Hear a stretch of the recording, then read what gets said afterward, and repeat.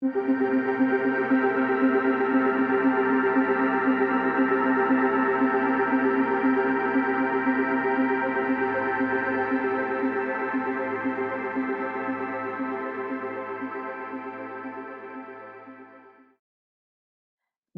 a tutti e rieccoci al Respiro dell'Arte. Buonasera Bettina.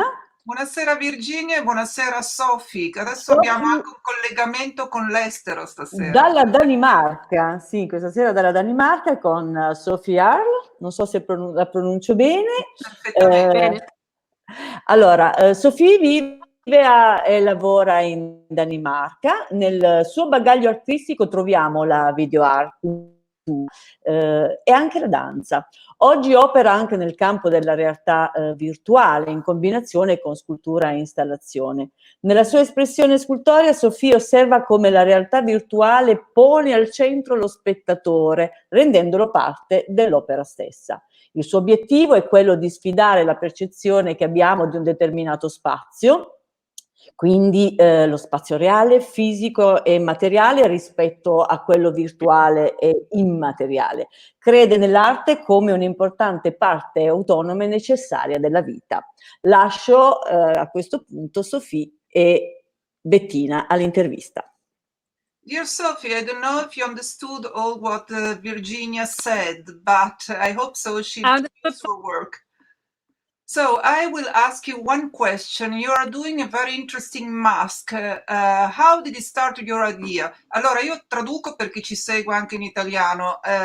Ovviamente Sophie non parla italiano, anche se lo capisce un pochino, e la nostra domanda è sempre quella: come è cominciato il lavoro di Sophie e a che punto è della sua maschera? E spero poi di tradurre correttamente tutto. I wanted to work with how can you work with the visualization of the coronavirus and still do something which is not terrifying. Allora, Sophie voleva fare una visualizzazione di quello che lei reputa sia per lei come artista il coronavirus, senza fare comunque una cosa spaventosa. And I took a photograph of a sculpture of this part of the face, and then I went into Photoshop, and it had already an infection, this sculpture, which is made of concrete, whereas it has gotten this concrete plague. It could be the coronavirus of the concrete. I don't know. It sounds stupid, but anyway. Sorry, Sophie, your idea, it started from the news, right? From the news Yes. of coronavirus, from a television studio, right? Because It's then also, you were impressed by the color red, right? Yes. But the color red is also something that you always see this coronavirus with, you know, when it had all these arms sticking out. It's more or less always red. But yes, it's true. I watched the television, and they had a whole studio in the television news that was covered with this big screen of the coronavirus in the red colors. And it offended me, and I got quite disappointed. Yeah, disturbed and disappointed by how they use the visualization in these medias.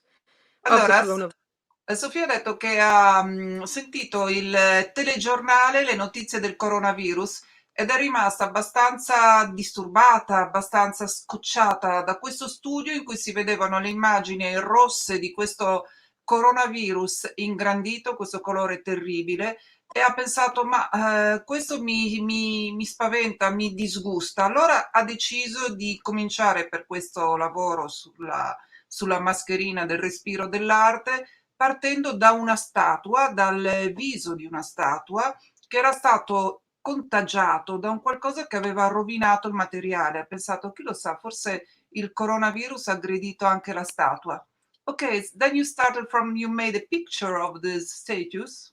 Yeah, I made a picture of the statue because when I looked at the television news program, and I just saw this coronavirus enlarged, you know, with a big picture of that coronavirus, and many of them, I got offended because that is for me not a visualization that brings anything to you. It just makes you really sad, and it looks terrible. So I wanted to combine this image of coronavirus with something beautiful, and the statue is very beautiful. the face of hers is very peaceful. And you know, it was very intuitively. I saw this television program in the evening. I had already taken photos of this statue, and then I just combined these things because she already had all these marks of something, which is the concrete. When the concrete gets sick, they get these marks. And what material was the statue that was concrete? Ah sì. Allora, è stata mossa da due differenti impulsi, Sofia, in questo lavoro. Da una parte il disgusto di questa notizia del coronavirus al telegiornale, con tutto questo rosso e questo ingrandimento che la rendeva estremamente triste. E in questo suo lavoro artistico lei comunque voleva portare qualcosa di positivo che richiamasse la bellezza. Allora, guardando questa statua intaccata nel suo viso, ha fatto una fotografia e ha pensato comunque l'espressione di questo viso è qualcosa di estremamente bello e tranquillo. Quindi da una parte c'è il coronavirus che comunque rappresenta la morte, la paura, e dall'altra parte c'è questa bellezza della statua che però è intaccata dal tempo. Ok, then what is the solution that is coming up? I want to print it out on textile. I made this image where you only see the photo I took was only like this part of the face, and I want to go and make it like a whole face, and then to print it out on a textile, and then experiment with how it would be nice as the mask. And I think it would be interesting that you actually look at something which has this that we fear on the outside, and the outside of the mask would be a face itself. So for me, it's interesting that you wear a mask to protect yourself, but what you protect yourself from is the mask also a sign off, and the mask is not showing you, but with putting on a face, it's showing a face, and it's the face that is of this statue, which is very complicated. I try to translate in the right way. Allora, da questa fotografia di questa statua ha voluto portare avanti un lavoro che diventasse una mascherina che si potesse indossare, piegare, forse anche con del tessuto, e che fosse una propria maschera con la sua forma da indossare sul proprio viso, quasi una specie di difesa. Where are you exactly now, Sophie? You are in a town, you are in the country, and what are you doing every day in this lockdown, in this Danish lockdown? I am here at the countryside in Denmark, and it's a small village I live in. So I have also been traveling to Copenhagen to be with my boyfriend. So yeah, we have been able to travel from one part of the country to another, even though we thought at one point it might be closing down, so we couldn't travel. And so you are in a small village in the country. How far away is it from Copenhagen? It's 3.5 hours away from Copenhagen. Allora, Sophie è in un piccolo villaggio che dista 3 ore e mezzo da Copenaghen, perché a Copenaghen c'è un lockdown relativo. La gente è ancora consigliata di stare in casa, ma può comunque viaggiare. And if I'm not wrong, you have also children at school. Yes, I have my son at school, we have all the children now until the age of 12 at school. And ecco, la Danimarca ha un lockdown particolare, nel senso che è stato il secondo paese a chiudere dopo l'Italia, è stato uno dei primi paesi quindi in Europa, e i ragazzi dagli 8 agli 11 anni vanno a scuola, hanno riaperto le scuole. As a mother, are you worried about your son at school? You think it is a good idea of the Prime Minister of Mette? Or do you think what do you agree with that? How do you feel as a mother? When they announced that the children now and also younger children in kindergarten and so on and daycare should be, sent away from the home, or not sent away, but when they said that now they open all these places for the children in the daytime, I was very worried. I found it was really hard because that was the situation at that time when, and it's still the same, when you don't really know about how this coronavirus works. So it makes you really worried. But then Allora, ho chiesto a Sofia se come mamma era preoccupata di mandare suo figlio a scuola col problema del coronavirus e mi ha detto di sì, che lei era molto preoccupata perché non si sa bene che cosa succederà, sono tutte delle prove queste, ok? And so now he has been to school for how long? Your for son. more than 2 weeks. And he's fine. I had him off school today because he was a bit confused by it. You know, all the children have had like allergy on their hands and very dry hands because they got informations from the authorities of how they should wash the hands of the children all the time, and there was some misunderstanding. So they have been washing the hand all the day for 2 weeks probably, and they got some allergies.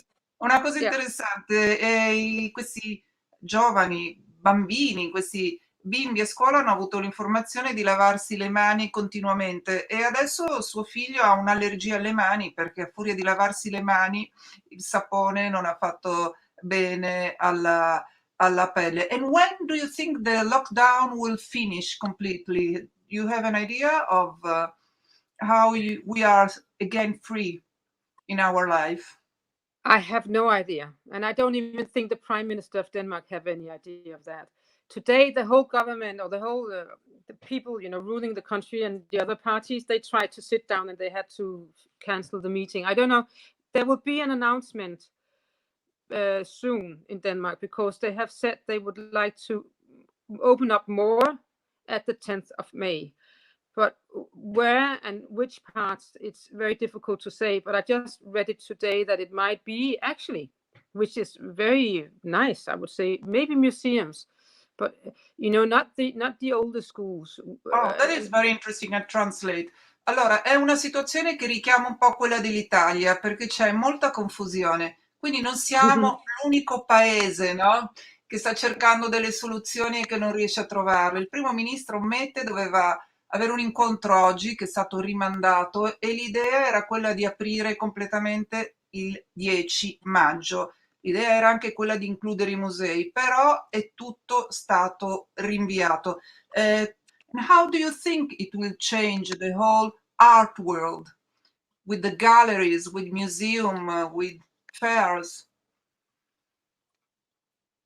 Do you have an idea of? I can't. No, because I haven't got any ideas about these things because I think this is all something that we don't know about until we are there. I just know that in Denmark, of course, there has been a lot of economic situations which have not been good for a lot of places. So that is, of course, going to affect exhibitions and things in galleries or in museums. And I saw recently that a lot of LA galleries in Los Angeles would maybe also close down because of this virus. So, and I also read something about how the market is on the auctions. And yeah, you could say that people would maybe buy gold still, but I'm not so sure they still buy a lot of art, I must say. But it's still not something you can have an idea of. It's something that you should know of. But it's difficult to predict the future in these, I think. Thank you very much, Sophie. I try to translate. Allora, per Sophie dice che è abbastanza difficile prevedere che cosa succederà nel mondo dell'arte, ma che molte gallerie, non solo in Danimarca, ma anche oltreoceano in America, ha sentito che probabilmente saranno costrette a chiudere. È difficile prevedere perché nessuno sa bene come si svilupperà questa cosa e come andrà a finire. Bene, allora, thank you very much, Sophie. Eccoci, grazie Sophie, e direi che questo suo intervento è stato molto importante anche come testimonianza. Ok, io saluto appunto Sophie, grazie, aspettiamo il tuo lavoro, la tua mascherina. For the exposition then in Genova, your work when it is finished. Purtroppo il collegamento con la Danimarca non era fluido come gli altri che abbiamo qua, comunque è stato interessante sentire una persona dall'altra parte dell'Europa, ma la situazione è simile alla nostra, direi. Sì, assolutamente. Comunque interessante il lavoro di Sophie. Salutiamo intanto i nostri amici, grazie per averci seguito e a domani. E buona serata a tutti con un bel respiro.